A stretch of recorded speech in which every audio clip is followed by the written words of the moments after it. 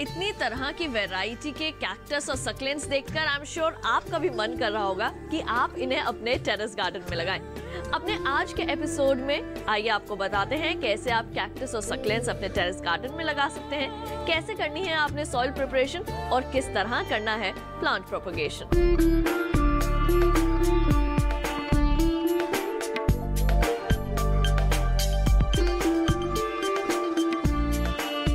जब आपका शौक़ है कि बहुत अलग अलग तरह के पौधे आपके कलेक्शन में हो, तो सबको एक ही जगह पे कैसे ये सब चला सकते हैं, जबकि कंडीशंस अलग हैं लाइट के। ये चैलेंज इसको हमें संभालना पड़ेगा।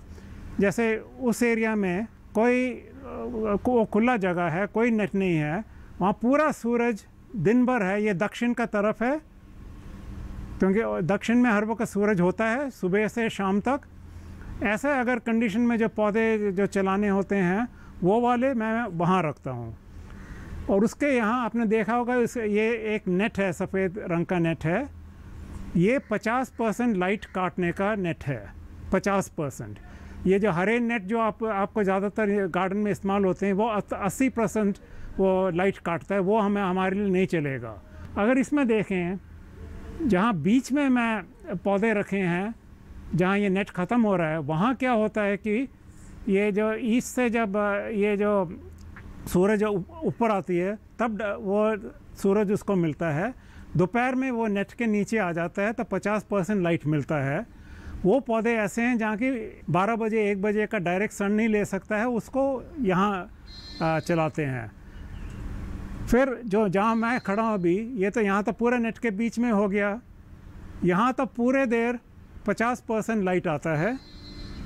और मेरे ये लेफ़्ट साइड में जो है, उल्टे हाथ साइड में जो है, यहाँ के पौधे ऐसे हैं 50% लाइट ठीक है, पर उसके लिए जब गर्मी होता है, जब 1 बजे 3 बजे का जब गर्मी जब आता है हमारे समर में, तब इनको डायरेक्ट सन चाहिए ही नहीं, डायरेक्ट सूरज नहीं चाहिए। तो यहाँ रखा है क्योंकि ये दीवार जो है वो उसको रोक लेता है। और मेरे राइट में वो जो उधर है, वहाँ ऐसा जगह है कि वहाँ कभी भी डायरेक्ट सन नहीं है, पूरा देर लाइट है, जनरल डिफ्यूज़ लाइट है, पर वो डायरेक्ट लाइट उसके ऊपर गिरता ही नहीं है। और दूसरा चीज़ है, नेट के अंदर से तो बारिश आ जाता है, तो बारिश में क्यों नहीं ये सड़ते हैं, जबकि ये पौधे जो कम पानी में चलने वाले हैं, क्योंकि इनको सब एक स्पेशल मिट्टी का मिक्स बनाया है जिसके अंदर पानी बिल्कुल रुकता नहीं है। पर कुछ ऐसे पौधे हैं, कुछ भी करो, जितना भी मिट्टी पोला करो, फिर भी उसको बारिश नहीं चलेगा, वो सड़ जाएंगे। वो छज्जे के नीचे रखा हुआ है, जहाँ की ना डायरेक्ट सूरज है, ना कभी बारिश कभी गिरेगा, ताकि आप पानी पूरा उसको कंट्रोल करेंगे।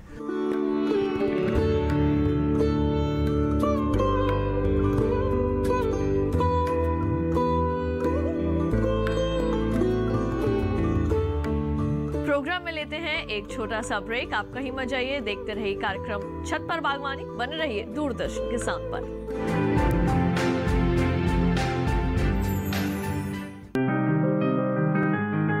बीमारियों से कैसे बचेगी फसल? मवेशियों की मुश्किलों का क्या है हल? कहां से लाएं बीज, कितनी लगेगी खाद? किसानों के हर फोन का विशेषज्ञ देंगे जवाब। देखिए हेलो किसान लाइव, सोमवार से शुक्रवार शाम 6 बजे।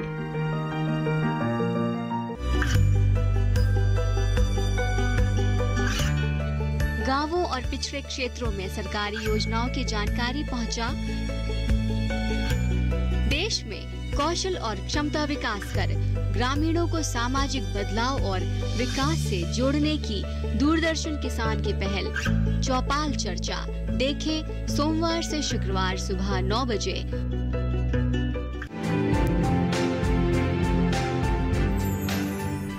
ब्रेक के बाद एक बार फिर आप सभी का स्वागत है कार्यक्रम छत पर बागवानी में। तो आइए कैक्टस और सक्लेंट्स के बारे में कुछ और विशेष बातें जानें।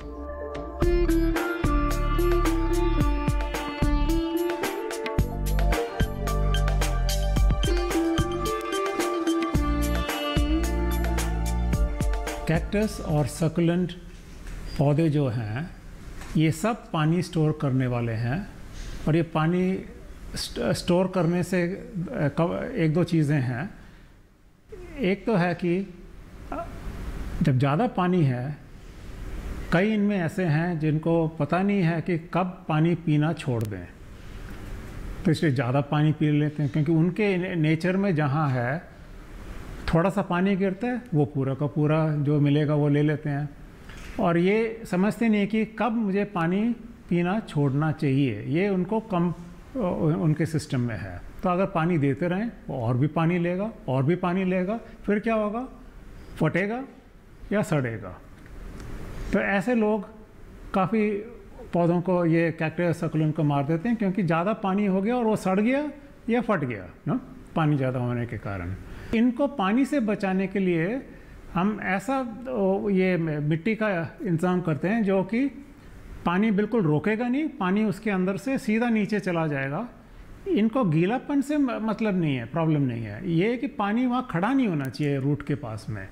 इसलिए क्या करें, पोला करने के लिए एक चीज़ जो हम इस्तेमाल करते हैं, ये खंगर के अंदर पाउडर भी है और इसके अंदर पीसेस भी हैं जो 1 mm, 2 mm, 3 mm के हैं, वो भी सब ये मिला आता है। अब इसको हम, ये जाली है जो मच्छर के लिए हम ये जो विंडोज़ में जो लगाते हैं वही जाली है, तो इसमें से हम छानते हैं और जो इस जाली के अंदर से नीचे गिरा उसको फेंकना है, वो हमारे काम का नहीं है। जो जाली के ऊपर रहेगा, जो वो पीसेस, वो छोटे छोटे 1 mm, 2 mm, 3 mm के साइज़ का ये जो पार्टिकल्स रहेंगे, इसको हम लेते हैं, वो एक भाग हो गया। अगर आपने एक बाल्टी ऐसा चना, राखी, बदरपुर या ऐसा कुछ स्टोन डस्ट कोई भी हो आपने लिया और उसको छान के एक बाल्टी वो लेके 1 बाल्टी गोबर खाद, इन दोनों को मिला लो। गोबर खाद आप देखते हैं कि ये बहुत डार्क कलर का है, ये हल्का रंग का नहीं है, और इसके अंदर मिट्टी मिलावट बिल्कुल नहीं हो ना। ये दो तो 1-1 बाल्टी आपने ले लिया, इसको मिक्स कर दिया पहले, उसके अंदर इसके अंदर अगर 2 बाल्टी आपके पास हो गया, 2 बाल्टी में कुछ 200 ग्राम 300 ग्राम ये बोन मील डाल दें आप। फिर बोन मील से आपको ये फास्फोरस और ये मिनरल्स ये पौधों को ये मिल जाएगा। उसमें बेनिफिट ये है कि जो जहाँ कांटे का कलर है और ये सब अच्छी तरह आ जाता है और उसका स्ट्रेंथ अच्छा आ जाता है। फिर एक चीज़ है नीम खली। नीम खली जो है एक तो है कि ऑर्गेनिक फर्टिलाइज़र है, दूसरा ये थोड़ा स्लो रिलीज़ है और इसके पार्टिकल्स थोड़े बड़े हैं, ये बारीक नहीं है इतना, तो ये भी थोड़ा पोलापन देगा और थोड़ा न्यूट्रिशन भी देगा। जब हम पौधा नए मिट्टी में लगाते हैं, चांस है कि कुछ जड़ टूटेंगे, वो आपको दिखाई भी नहीं देगा, वहाँ से आपको सड़ाव शुरू हो सकता है। उससे बचाने के लिए हम थोड़ा सिस्टमिक फंगिसाइड क्या है, काई जो बनती है, काई जो ज़मीन पे भी बन सकता है, पत्ते के ऊपर बन सकता है, जड़ के अंदर भी बन सकता है काई, और ये एकदम से ख़राब कर सकता है पौधे को।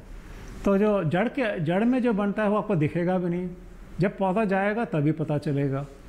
उससे बचाने के लिए आपको ये कार्बेंडाजिम करके एक केमिकल है जो सिस्टमिक फंगिसाइड है। ये पाउडर पानी में घुलता है आराम से, बाद में जब पानी डालेंगे वो घुल के पौधे को फिर बचाने का काम करेगा। पर अभी क्या है, अभी तो सूखे में आप थोड़ा सा ये बस खाली इसको 100 ग्राम डाल दो 2 बाल्टी में, या 50 ग्राम भी काफ़ी है, उतना डाल दो बस, ये कार्बेंडाजिम का। फिर ये है ट्रेस एलिमेंट्स वाला, यानी कि जैसे हम लोगों को हमें विटामिन मिनरल हमें खाना पड़ता है ताकि वो उसका कमी ना हो, वैसे ही पौधों को कुछ चीज़ें हैं वो ट्रेस एलिमेंट्स कहते हैं, उसकी ज़रूरत है। तो जैसे इसके अंदर कोबाल्ट है, मैंगनीज़ है, मैग्नीशियम है, फेरस है, ये ऐसे ये फॉर्म में है कि वो पानी डालने में वो ये पिघल के घुल के वो पौधा ले सकता है। तो ये भी मिट्टी के अंदर मिलाना है, पर ये थोड़ा सा ही मिलाना है, 2 बड़ा चम्मच काफ़ी है ये 2 बाल्टी के लिए। तो ये सब मिलाने में आपका सॉइल तैयार हो गया। और ये बनाने के बाद ऐसे करना है आपको, सब मिक्स हो गया, आप किसी प्लास्टिक किसी ड्रम में कहीं रखो और उसके ऊपर पानी डालो, और जब भी सूखेगा फिर पानी डालो। ऐसे आप 1 महीना आप कम से कम चलाओ, तब उसमें जो भी इसका जो रिएक्शन जो होने हैं अलग अलग चीज़ों के, वो ख़त्म हो जाएगा। उसके बाद आप ये पौधों के लिए इस्तेमाल करो। कैक्टस और सकुलेंट को जो हमारे पास हैं, अगर हमें और उनसे बनाना है, कई तरीके होते हैं। जैसे एक तो है कि अगर बीज बन गया तो बीज से कर सकते हैं, अगर बीज नहीं बना तो पौधे का ही भाग लेके और पौधे बना सकते हैं। जो ये दूसरा तरीका जो है, इसको हम कहते हैं वेजिटेटिव प्रोपगेशन, यानी कि बीज के बगैर उसी के भाग से हमने और पौधा बनाया ना। इसमें भी आप देख सकते हैं कि 2 तरह के चीज़ें हैं। एक तो है कि जो खुद अपना नए नए टैनिया या नए नए बच्चे, जैसे पप्स बोलते हैं अंग्रेजी में, ये छोड़ता रहता है। दूसरा है जैसे ये 2 जो नहीं छोड़ रहा था, इसको बहुत साल लगेंगे जबकि एक पप निकलेगा, या कोई ऐसे भी होते हैं कि वो जो एक पप निकलता ही नहीं है, खाली बीज से ही हो सकता है। पर इसको अगर उतने साल नहीं वेट करना है कि वो कुछ एक पप छोड़े या बीज बन के फिर हमें पूरा बीज से संभालना है, वो ज़्यादा मुश्किल होता है, वो नहीं करना है। इसलिए मैंने क्या किया था, इसको ये कटर से मैंने पहले पुराने पौधे को पूरा काट दिया, काट के छोड़ दिया, सुखा दिया, और 1-2 साल में ये बन गया है। पहले तो ये नहीं छोड़ता है ना, यहाँ कहीं से नहीं छोड़ता, क्योंकि ये कट गया, अब ये निकल गए। इसमें भी ये था कि इसका भी बच्चे नहीं निकल रहे थे, पर मुझे और चाहिए। इसका बहुत अच्छा फूल आता है, इसका इतने बड़े बड़े फूल आते हैं। अब ये इसका मैं एक तो मेरे को नहीं चाहिए था, मेरे को और पौधे चाहिए इसके, इसलिए मैंने इसका भी कटिंग कर दिया। तो ये कटिंग किया, फिर देखो कितने बच्चे आ गए। अब मेरे पास इतने सारे पौधे और हो गए। तो इसके लिए क्या करना है, कटिंग करके सूख जाएगा एक जगह पे, फिर नॉर्मल पौधे जैसे कल्टीवेट करो और ये सब बन जाएंगे। उसके बाद हमें इसको हटाना है। तो इसको फिर जैसे मुझे ये हटाना होने से ये हमारा पौधा अलग हो गया। अब यहाँ जो कट है इसको पहले सुखाना है। ये कम से कम 3 दिन लगेगा। 3 दिन के बाद या आप हफ्ते बाद अब रुक जाएं इसको। जब ये पूरा ये ब्राउन हो जाएगा, ये सील हो जाएगा, फिर ये जैसे नॉर्मल पौधे हैं आप मिट्टी के अंदर लगा लो। और ये जैसे पौधे हैं इनका तो अपने आप नए टहनी बनते रहते हैं नीचे से ही।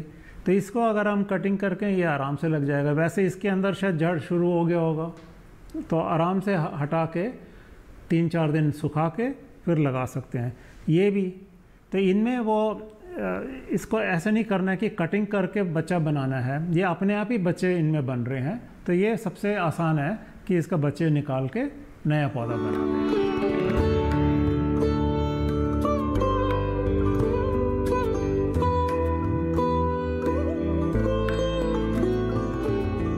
प्रोग्राम में लेते हैं एक और छोटा सा ब्रेक। आप कहीं मत जाइए, बने रहिए दूरदर्शन के साउंड पर, देखते रहिए कार्यक्रम छत पर बागवानी।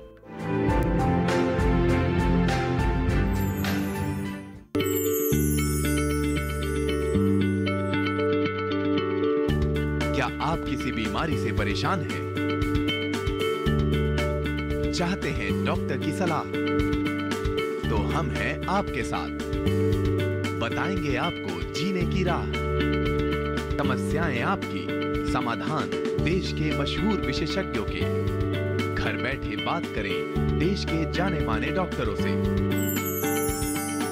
हमारे लाइव प्रोग्राम स्वस्थ किसान में हर शनिवार शाम 6 बजे से 7 बजे तक। ये कामयाबी है अन्नदाता की। ये कहानी है खेत और खलिहानों की। कैसे करें अपने पशुओं की देखभाल, जानिए गांव-गांव के किसानों का हाल। देखिए गांव किसान, सोमवार से शुक्रवार दोपहर 12 बजे सिर्फ डीडी किसान पर।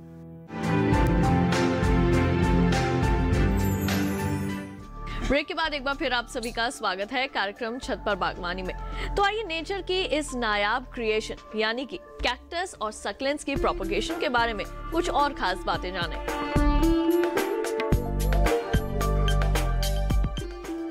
ये है एक तरह का कैक्टस जिसका नाम है पेरेस्कियोप्सिस।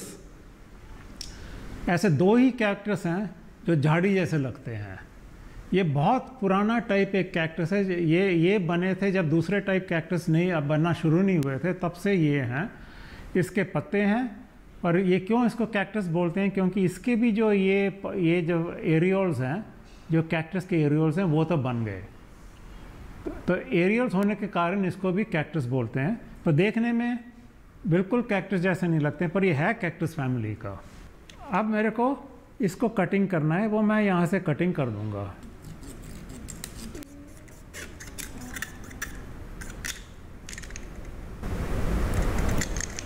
ये हुआ ओके। अब ये तो हुआ स्टॉक। अब ये जो ये सीडलिंग है, इसको मैं कटिंग कर रहा हूँ। ये हो गया 2 भाग, ये जड़ वाला पोर्शन निकल गया। इसको मैंने अब इसके ऊपर लगा दिया है और इसको उधर दबा दिया है और यहाँ दबा के छोड़ दिया है।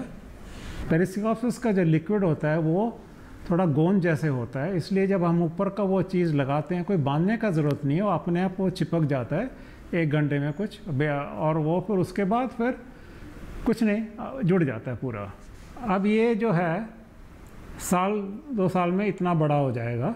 फिर हम जब बड़ा हो जाए, जितना आपको चाहिए उतना बड़ा हो जाएगा, इतना कुछ, उसके बाद हम यहाँ से कटिंग करेंगे और ऊपर ये पूरा भाग हम वो ज़मीन में डाल देंगे ताकि ये दिखेगा नहीं, फिर खाली कैक्टस ऊपर दिखेगा।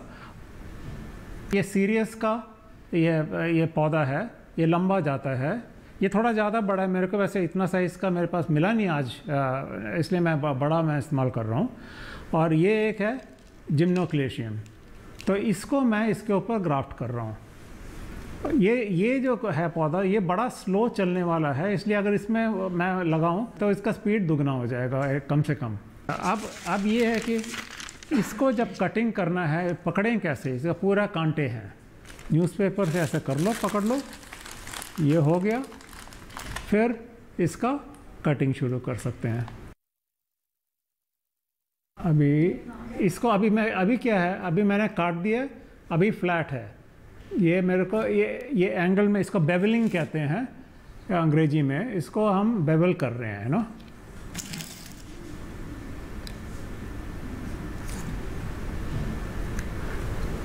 अब आप देखते हैं शेप इसका क्या बना। ये हो गया स्लांटिंग, सेंटर में बस थोड़ा सा जगह है जितना हमें चाहिए इसके लिए, जो जहाँ ये साइन लगा। ऊपर का चीज़ को हम साइन बोलते हैं, इसको ग्राफ्टिंग स्टॉक बोलते हैं।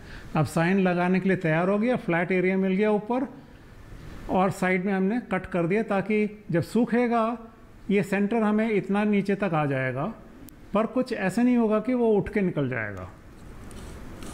ये बीच में अगर आप गौर से देखें, एक गोल है, एक सर्कल है, एक लाइन सा, इसको कैम्ब्रियम रिंग बोलते हैं बॉटनी में।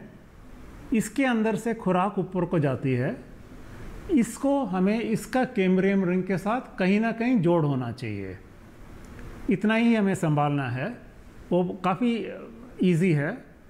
इसके स्लाइटली जो सेंटर ना करें, हल्का सा सेंटर से बाहर करें, वो बस कहीं ना कहीं टच हो जाएगा। अच्छा, अब मैं इसके ऊपर रख रहा हूँ, ठीक है, ये हो गया।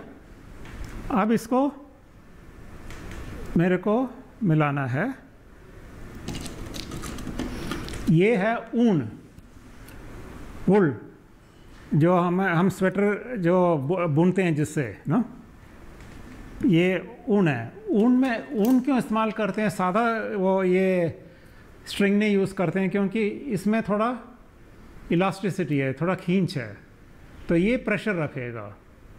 तो इसलिए पहले आप इसको यहाँ आके कहीं से भी शुरू कर लो।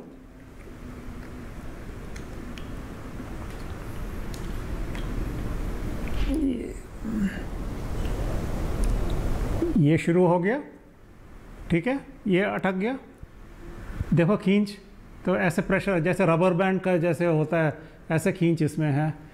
फिर यहाँ से ये आया, ये हो गया, ठीक है, ये, और इससे मैं अब मैं और कांटे में फंसा दिया, अब यहाँ से कर दिया, फिर एक कांटे में फंसा के चाहिए तो और कहीं से ले आया, यहाँ से आ गया,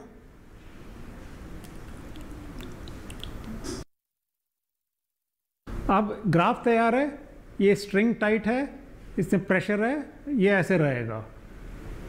अब इसको ऐसे, ये कहाँ रखना है, ये हमें अभी छाई में रखना है जहाँ की काफ़ी रोशनी है पर कोई डायरेक्ट वो सूरज नहीं है, क्योंकि नहीं तो ज़्यादा जल्दी सूख जाएगा नीचे का भाग। और इसको ऐसे रख दो, 2 हफ्ते में रख लो, पूरा ये इसका जोड़ बन जाएगा। और फिर ये उसके बाद ये जो ये है इसको काट के निकाल लेना, ये जो ऊन है इसको निकाल दो, बस हो गया। और ये अब जो लग गया साइन, यानी ये एक जिम्नोकुलेशन का था जो मैंने बोला, ये अब दुगना तिगना स्पीड में ये बढ़ेगा, जो अपने जड़ में नहीं बढ़ सकता था तो उतने स्पीड में।